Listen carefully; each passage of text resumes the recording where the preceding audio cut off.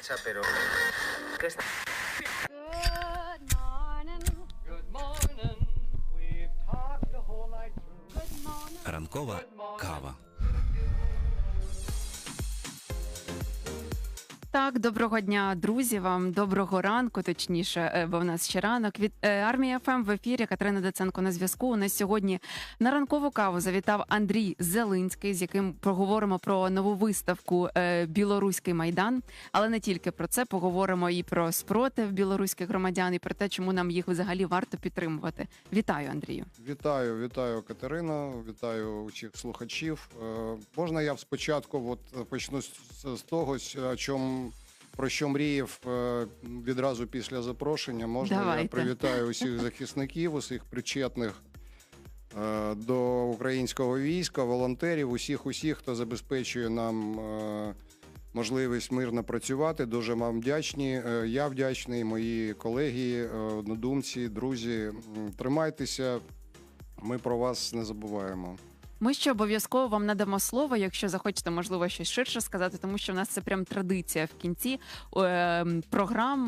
Наші запрошені гості вітають наших військовослужбовців. Тому я думаю, що ви ще... Ну, вибачте, що порушую ваші традиції, але Нічого. Я так про всяк випадок вирішив, що я з цього почну. Бо забалакаємось там щось. Давайте спочатку, Андрію, поговоримо. Спочатку про вас. Розкажіть, будь ласка, ви український художник. Так. Далі. Підтримуєте Білорусь. Тобто, точніше, білоруський народ, який в супротиві. Ну, як сказати, підтримую. Це можна просто відповідати, да? Якщо там, у нас у самих є купа проблем, але якщо у сусіда справи ще гірше, це ж природньо, на мій погляд, і не тільки на мій. Досвід показує підтримати, але як митець, як культуролог, бо окрім робіт картин там чи ще чогось, в мене є культурологічні суто справи, тобто я займаюся дослідництвом, скажімо так, культурних процесів, тобто йдеться і про минуле, і про сьогодення, і Міжнародних чи українських? Взагалі культурних процесів.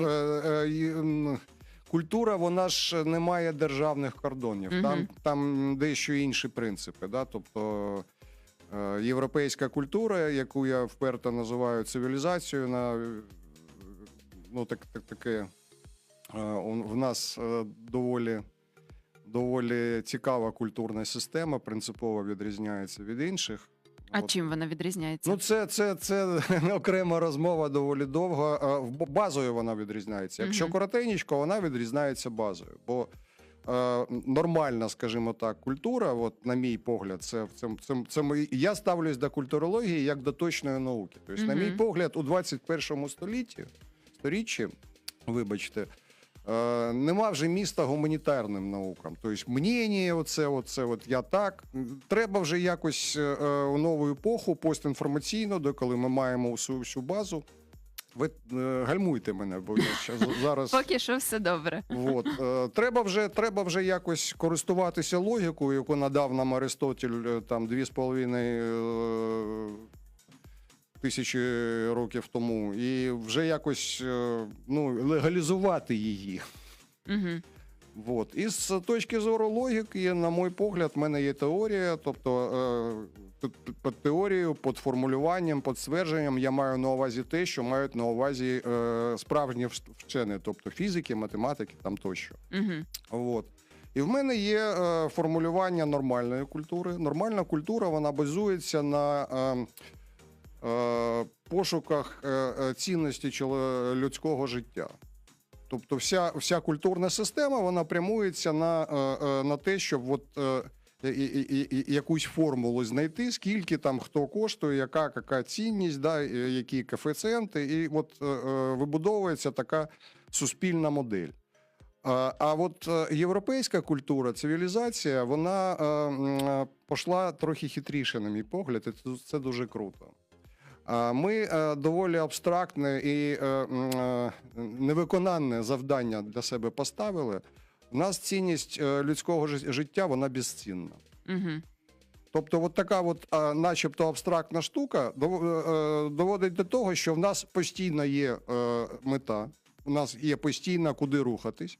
Бо якщо нормальна культура у кінці кінців формулює, да, усі ці коефіцієнти, у них, на їх погляд, внутрішній починається така стабільність, а насправді стагнація, бо мета пропадає. Нема про що.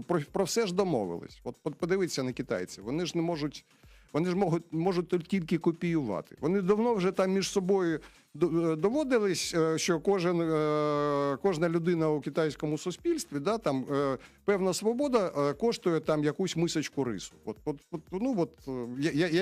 Я зараз дуже так приблизно, да, метафорично обговорюю, але мені здається, ви там, наші слухачі, глядачі, розумієте, про що йдеться.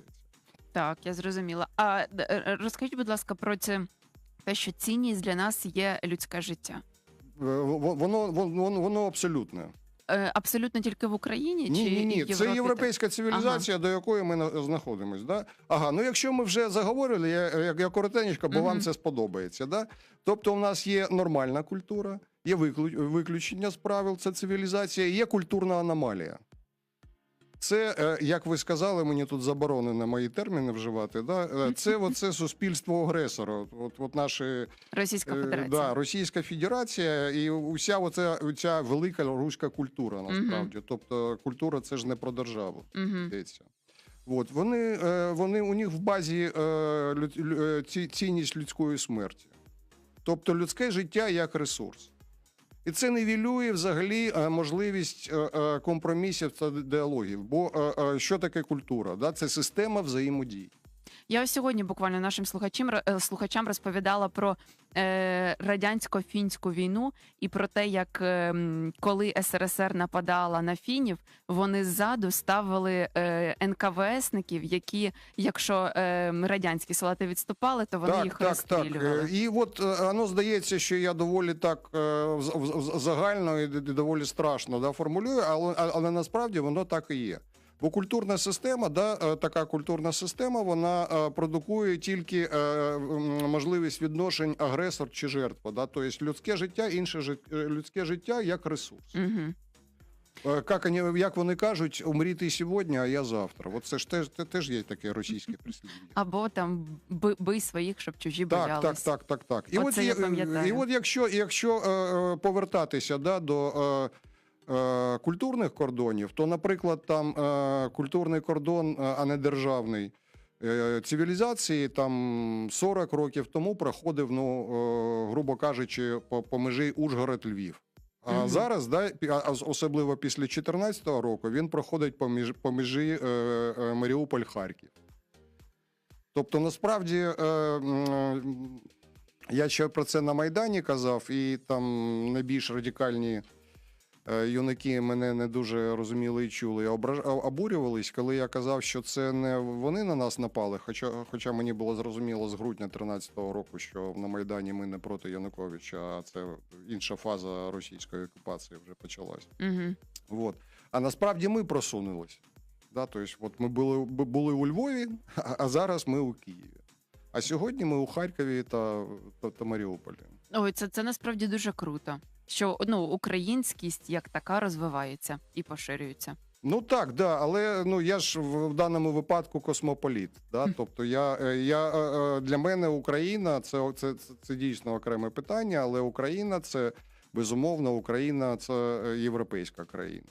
І якщо повертатися вже до білорусів, да, то для мене я не з самого початку підтримував. Я з самого початку уважно придивлявся як культуролог, що там робиться, да, і чи карбується там якийсь здоровий глузд. І я майже був розчарований. І який ваш висновок? От я ж розповідаю. Да, я майже був розчарований. Мені здалося, що вже, ми ж не будемо там обговорювати оці капці і перед лавками, да, які вони знімали, ці білий одяг, якому там жіночки там по вихідним, по неділям виходили протестувати на годинку. Це ж це не серйозно. От. І мені здавалося, що Там поки що нічого нема, на жаль. Тобто особливо за останні 26 років Лукашенка там взагалі все знищив. Але от навесні цього року я познайомився з білорусами, які зараз, на жаль, мешкають у Києві, не тільки у Києві, тому що це були зовсім не революціонери, зовсім не бійці, зовсім не терористи. Це були люди, які собі жили, мали якийсь там бізнес чи ходили на якусь працю. Але От. вимушені звідти Да, поїхати. тому що, причому не поїхати, а побігти. Угу. Тому що от я конкретно зараз назову пані Олена Васильєва, яка зараз мешкає у Києві у статусі політбіженця. Вона з дочкою за кілька годин зібралися, бо на неї відкрили справу там про тероризм. Вони там кинули усі речі і побігли до Києва.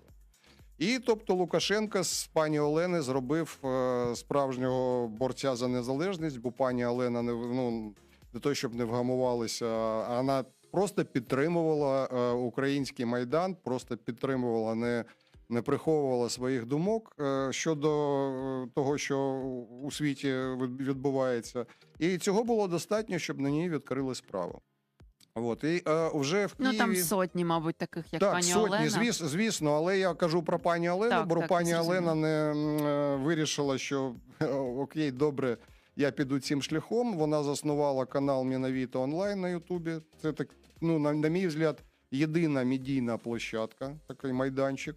Я не маю на увазі окремих блогерів, такі теж є. Але єдина така майданчик такий, який намагається робити те, що робить справжнє медіа, але ми всі не професіонали. Я доєднався до цього процесу, бо це вже і єдиний такий гурток, який орієнтується іменно на національно-визвольний рух з євроінтеграцією. В Білорусі В саме. Білорусі. І тобто, от коли йдеться про національно-визвольний рух, мені не тільки як сусіду, а як там художнику, культурологу, громадянину, ми робимо спільну справу. Тобто це вже йдеться не про допомогу, а йдеться про те, що є білоруси, які доволі чітко розуміють, хто насправді ворог усіх білорусів і всіх українців. Угу.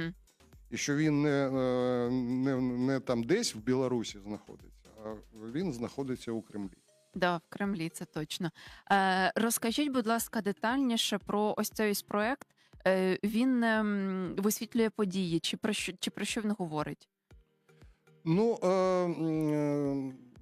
Проект я зараз маю на увазі пані Олени, а потім ми перейдемо безпосередньо Пані до Олена, виставки. там треба зайти, подивитися, там різні теми, ми намагаємося торкатися усього, там є і рефлексії щодо подій в Білорусі, є якісь історичні, є рубрика «Легенда» зветься, де розповідаємо, як можемо, там про білоруську історію, про білоруський визвольницький рух.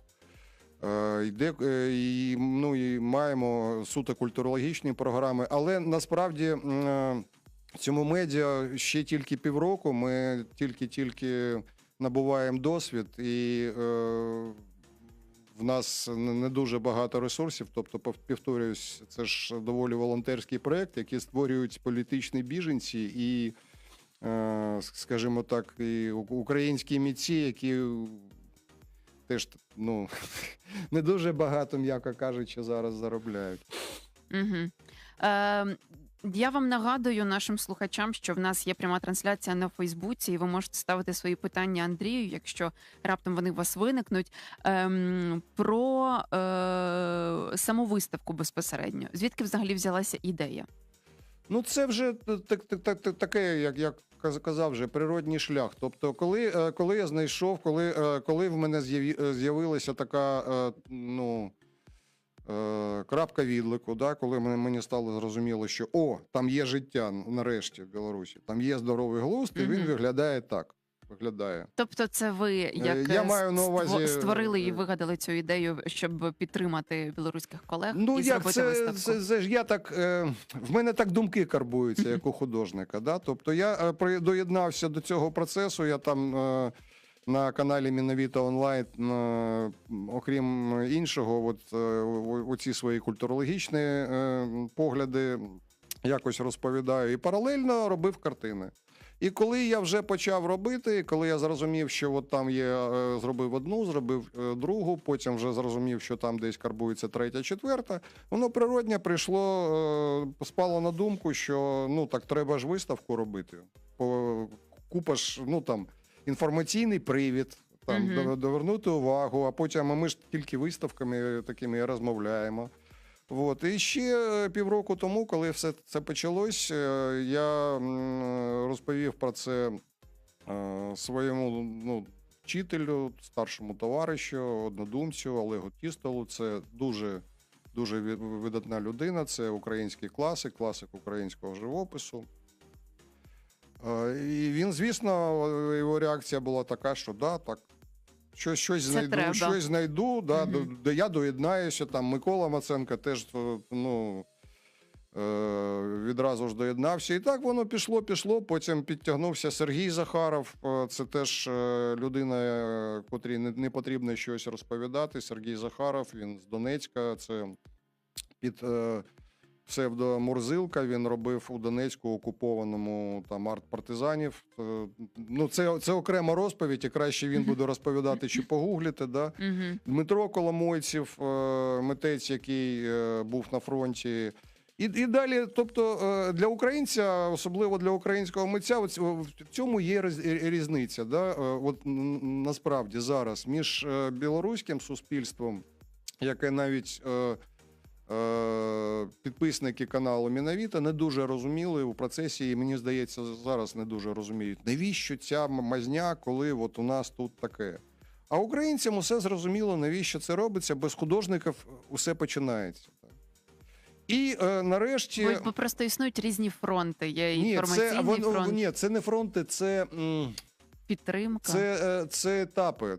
Ага. Да? Бо художники, вибачте, це взагалі такий завжди, ну, у цивілізації, тільки у цивілізації. Художник не той, хто малює картинки, да? А у художник у європейському сенсі цього слова. От, це завжди авангард думки. Тобто художник – це людина, яка кожного дня намагається жити у реальності. Справжній художник.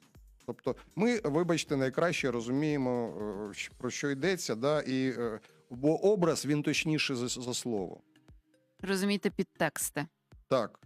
Можливо, не розуміємо, але коли ми формуємо образ, да, то він точніший за слово, якщо ми його якісно формуємо. Спочатку образ, потім слово, потім дія, ну і так далі. Здається, я пояснив, чому. Да? Ці картини, які зібрані на цій виставці «Білоруський Майдан», вони намальовані спеціально для цієї виставки, чи вони... От цікаве питання, дякую. Насправді питання було, яка була ідея. Так от ідея у процесі трансформувалася. Причому природньо трансформувалася, ніхто не формулював це.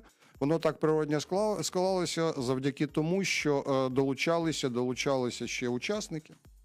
І якщо, скажімо, в цій виставці є серія «Моя живе Білорусь», там 10 чи скільки-то там робіт, не пам'ятаю вже, вони зроблені влітку цього року, переважно, то купа інших, на тому числі і мої теж, вони 14-15 року. Причому там навіть не тільки картини є, там є артефакти, наприклад, щити з Майдану, які ми робили з Олегом Тістовим.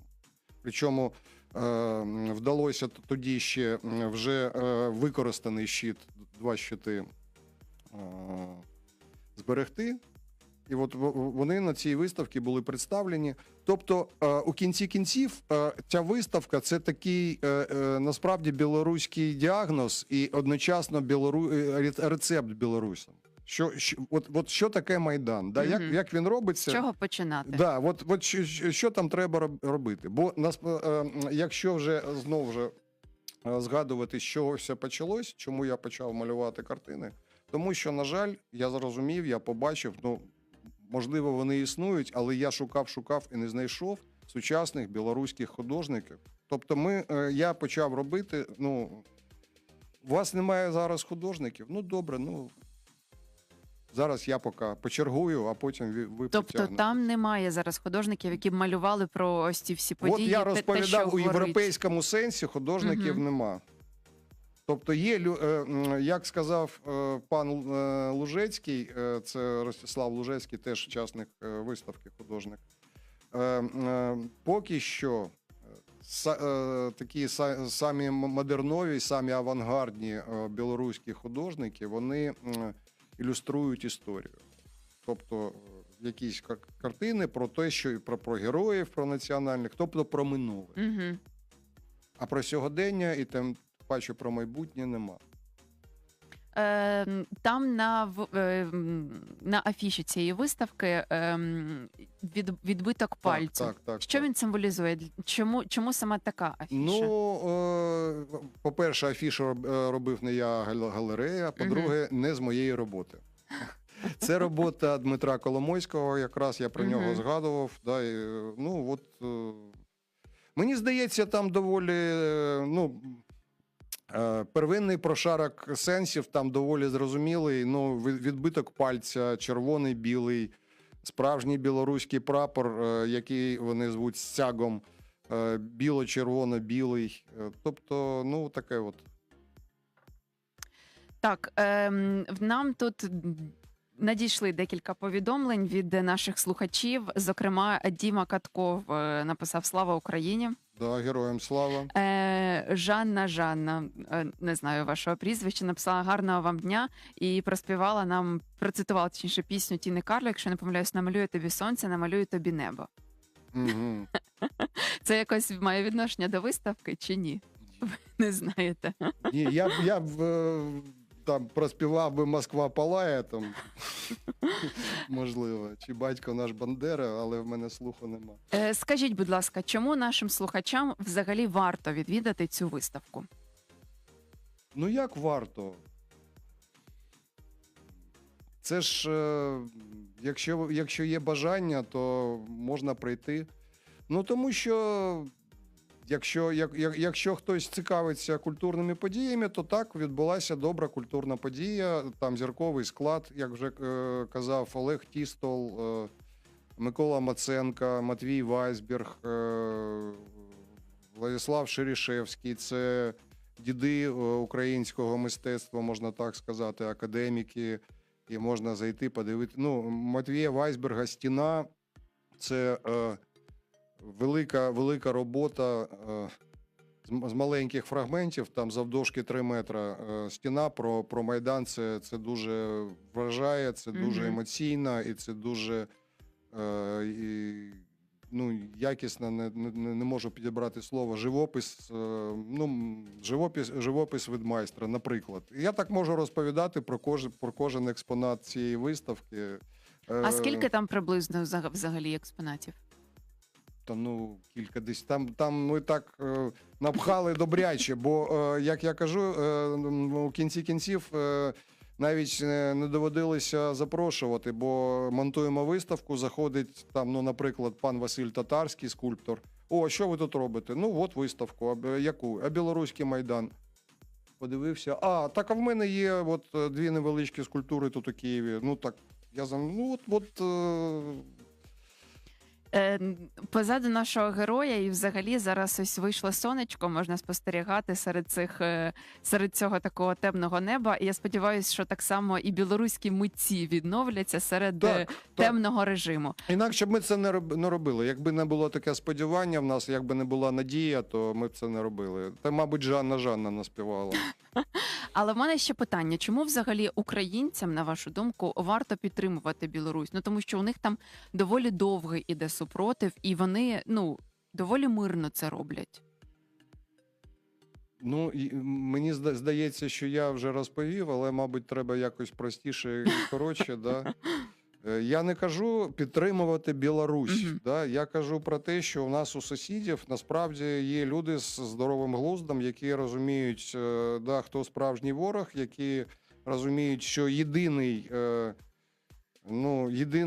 шлях, єдиний рух, який має сенс, це національно-визвольний рух і європейський вектор розвитку. Тобто ну, як на мене, природньо це підтримувати. Я не можу агітувати за це. Як на мене, кожен свідомий українець має зі мною погодитись і все. Угу. Це така собі солідарність у боротьбі проти спільного ворога. Ну, це єдиний культурний простір. Тобто, ну, це, як сказати, як прибирати сміття на загальному якомусь подвір'ї. Ну, це солідарність чи як це можна назвати? Ви нам сьогодні в подарунок принесли картину. Я думаю, що зараз можете показати нашим Буде, да? слухачам, глядачам. Ну, Так. така картина, це дуже гучно. Розкажіть, будь ласка, про неї. Ну, це такий малюночок шариковою ручкою. Тут кави трішечки чи чаю, я вже не пам'ятаю. Це така серія, я її робив влітку 2014 року, назвав її ГТО. Насправді це там і для України, і для мене особливо були доволі важкі часи, бо там, можу зізнатися відверто, на там, місяць чи два я якось оптимізм свій втратив, да, бо тільки почалась відкрита окупація Донбасу. От, наша армія знаходилась не у найкращому стані, скажімо так, і перспективи були начебто доволі похмурі. І от я почав робити таку серію під назвою ГТО. Серія, ну, як сказати, надихався, але я за орієнтир мав таку агітацію, яку використовували Russian Army Style такої. Soviet Army Style, оці стенди, там, як треба цю шапку-ушанку на себе бойцю носити, як треба там з автоматом крокувати. От. І коли я робив цю серію, я якось знайшов, відновив свій оптимізм, бо я сам собі нагадав, що насправді, да, як і що виглядає... наша армія непереможна. Ну, наша армія непереможна, і як виглядає насправді армія агресора, да, якими законами, як воно там існує. От. Ну і вже, от як я вам казав, якщо дивитися на цю картинку вже на сьогоденні, то вона доволі оптимістична і, мабуть, про те, що ніколи не треба втрачати надію, бо коли, мабуть, головною зброєю українських вояків були якісь саперні лопатки, я вже малював тут байрактари з тепловізорами, да, і пропонував загарбникам відразу ховатися у рефрижератори. От. Так, дуже дякуємо вам дякуємо вам за цей подарунок для нашої команди. І дякуємо вам за виставку, за те, що організовуєте такі важливі проекти, тому що ми самі пам'ятаємо, наскільки нам було важко і важлива взагалі підтримка зовнішнього світу, коли тільки починався Майдан і коли тільки починалася війна. І зараз ну, ось такі проєкти, мені здається, дають змогу зрозуміти і білоруському народу, що ті, які проти, насправді, режиму Лукашенка, і ті, які борються за свою свободу, що, ну, вони не одні, по суті. Ну, ви набагато краще за мене відповідаєте на всі ці питання. Да. Так, ну, на кінець, після нашої розмови, можливо, ви щось ще захочете сказати нашим військовим? Ну, мені здається, я все сказав. Я взагалі не майстер тостів. Там, це...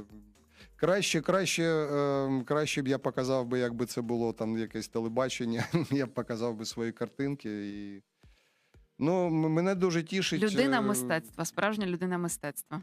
Ні, ну насправді ж розмовляти краще на тій мові, на яку розумієш краще. Да? Тобто, якщо моя мова – це образ, створення образів.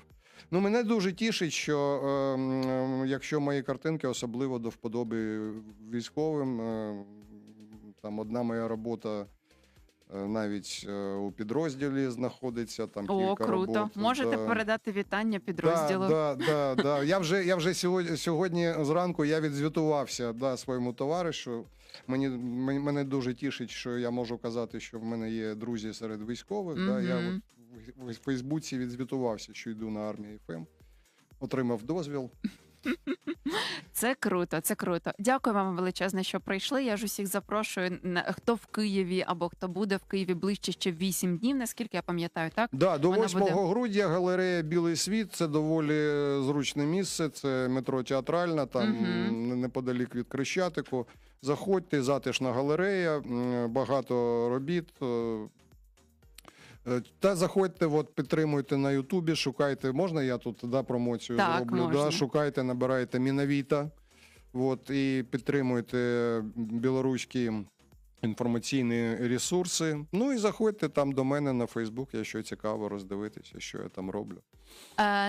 Я тоді задам вам таке, можливо, питання про наступну виставку. Чи є у вас якісь наступні ідеї? Ні, Чи це все у вас дуже швидко відбувається? Розумієте, виставки це ж не моя ідея, це зазвичай пропозиція від якогось, насправді це важке питання ви підняли, да, бо справа в тому, що це очевидно, що якщо брати там культурне середовище, не в сенсі культура, як я казав останні півгодини, да, то, що зазвичай пересиченим глядачем там, чи слухачем сприймається, тобто мистецтво, да, там, кіно та все інше. Ми знаходимося зараз, українське суспільство, у стадії культурного реваншу. І якщо так про це казати відверто, то майже не існує, тобто лічені заклади існують в Україні, від яких я б сподівався отримати чи я, чи мої друзі, колеги, однодумці.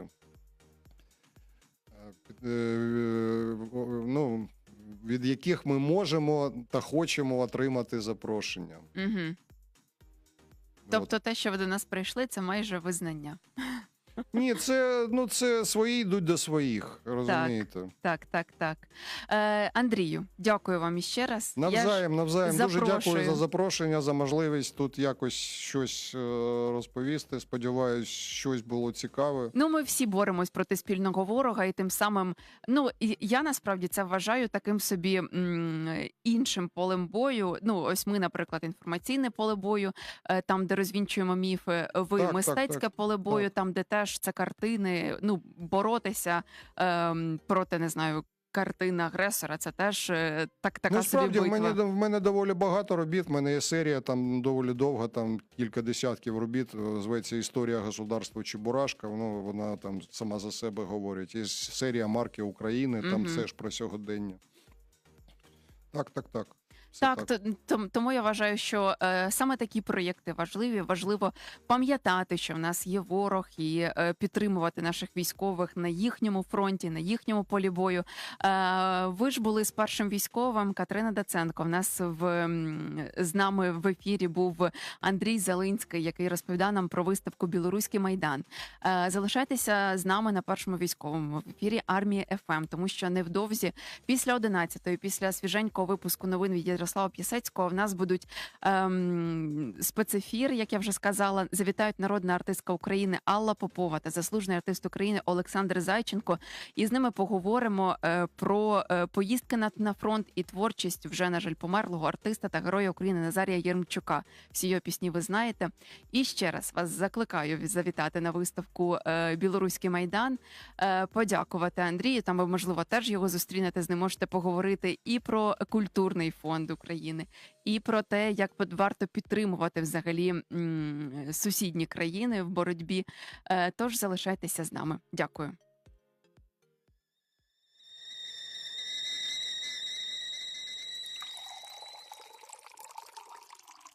La mano derecha, pero... ¿Qué está?